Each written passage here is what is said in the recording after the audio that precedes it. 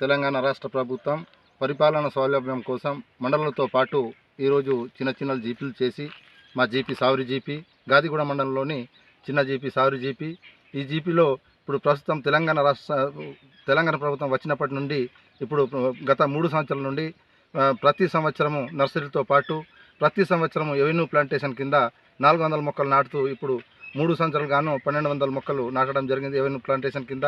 అట్లాగే ఇప్పుడు మన జరికి ఒకటి పల్లె ప్రకృతి వనము, మళ్ళీ సావరికి ఒక పల్లె ప్రకృతి వనం చేసినాము. మన అట్లనే సావరి గ్రామ పంచాయతీ నందు సెగ్రిగేషన్ షెడ్డు, అట్లనే డంపింగ్ యార్డు, అట్లనే శ్మశాన వాటికి కూడా కట్టడం జరిగినది.